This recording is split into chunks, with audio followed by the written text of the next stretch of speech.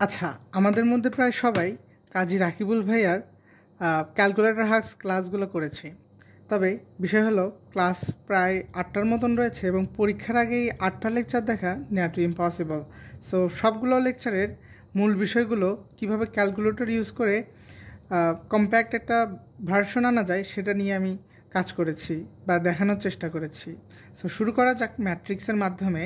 So আমি CW calculator use করছি।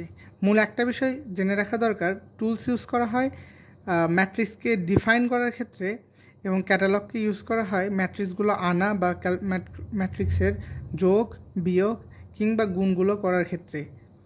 So আমি ম্যাট্রিক্সের জন্য এখানে ম্যাট্রিক্সে চলে গেলাম, এই যে টুলে গেলাম, টুলে গিয়ে এবং এই ম্যাট্রিক্সটাকে আমি ডিফাইন করব। ডিফাইন নিউ কলাম সংখ্যা 3, রো সংখ্যা 3 দিয়ে কনফার্ম করে দিলাম। এখন ভ্যালুগুলো বসানো যাক। 3, 1, -1, 2, 3, 4, -4, 5, 6 মানগুলো বসিয়ে দিলাম আমি। এখন EXE-তে ক্লিক করলাম। এখন 7-এ আনতে হবে আমার। সো কীভাবে কী করব? 7 দিলাম, ক্যাটালগে গেলাম, ম্যাট্রিক্সকে আনলাম, ডান। সো এখন আমার A+B কিংবা A ইন্টু B একই রকমভাবে করতে পারবো। আবার ম্যাট্রিক্সগুলোকে আনার ক্ষেত্রে ক্যাটালগে গিয়ে ম্যাট্রিক্সে গিয়ে একে নিলাম। এখন কথা হচ্ছে আমার B নেই। সো আমি আবার কি করব? টুলে গিয়ে ডিফাইন করব।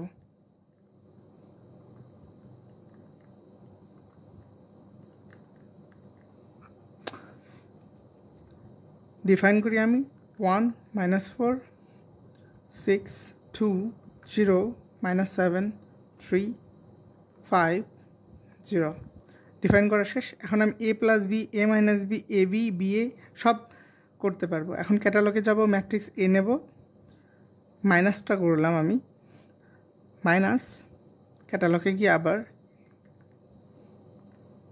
That's it. এভাবে করতে পারবো। AB, Bও করতে পারবো। এখন ম্যাট্রিক্স এর squared, cube, transpose, A determinant, A inverse সবগুলো বের করা দেখি। এখন আমাদের কথা হলো আমরা ম্যাট্রিক্স একে ডিফাইন করে রেখেছি। এখন স্কোয়ার কীভাবে বের করব কিংবা কিউব, ট্রান্সপোজ এগুলো সব আমার ক্যাটালগে দেওয়া আছে। ম্যাট্রিক্সে গেলাম, ম্যাট্রিক্স ক্যালকুলেটর বা ক্যালকুলেশন, এখানে গেলেই আমরা সবগুলো অপশন পাবো, square, cube, inverse, determinant, transpose, identity matrix. So identity ম্যাট্রিক্সের বিষয়টা একটু পরে বলছি। সো এখন আমার মূলত আগে আমরা কাকে কী করব? ম্যাট্রিক্স একে স্কোয়ার করব কিংবা আমি কিউব দিয়ে দেখাচ্ছি, ক্যালকুলেশন ম্যাট্রিক্স কিউব, শেষ, আমার অ্যান্সার এসে গেছে। এরপর আমি ট্রান্সপোজটা দেখাই। ট্রান্সপোজের ক্ষেত্রে ট্রান্সপোজটা সামনে থাকে, ভেতরে ম্যাট্রিক্সটাকে ঢুকালেই হয়ে যাবে। সো এভাবে ট্রান্সপোজ আসবে। সো মোটামুটি এগুলো করা যাবে। এখন আসা যাক, আমাদের গ বা ঘ নাম্বারে এই ফরম্যাটগুলো দেওয়া থাকে। সো আমরা কি করি, আইটাকে আবার আলাদা করে ডিফাইন করে অনেকে। সো এটাকে কীভাবে করা যায়?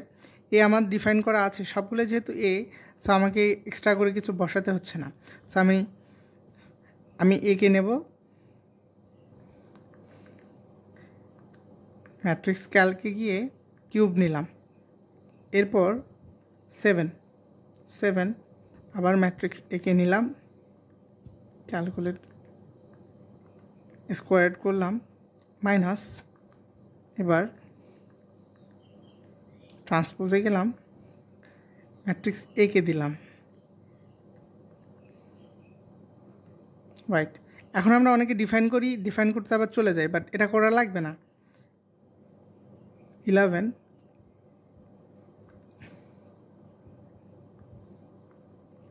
কারণ আমার এখানে অলরেডি আইডেন্টিটি ম্যাট্রিক্স দিয়ে রেখেছে এবং কত মাত্রার ম্যাট্রিক্স সেটা ভিতরে লিখে দিলে হবে, যেহেতু এগুলো প্রায় আমি 3 মাত্রার সবগুলো বসিয়েছি এগুলোও। সো এটাও আমার 3 মাত্রারই হবে। So that's how you get the full matrix এবং অ্যান্সারের সঙ্গে মিলিয়ে দেখা যাবে। সো এতটুকুই গেল।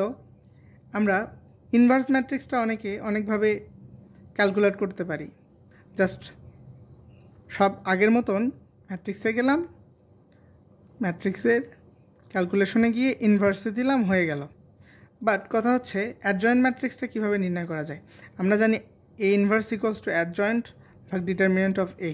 সো অ্যাডজয়েন্ট অফ এ কে A inverse into determinant of A দ্বারা গুণ করলেই আমরা অ্যাডজয়েন্ট অফ এ পেয়ে যাব, রাইট? সো আমরা এটাকে কীভাবে করতে পারি? ম্যাট্রিক্স এর ইনভার্সে গেলাম ইন্টু ডিটারমিনেন্ট অফ এ,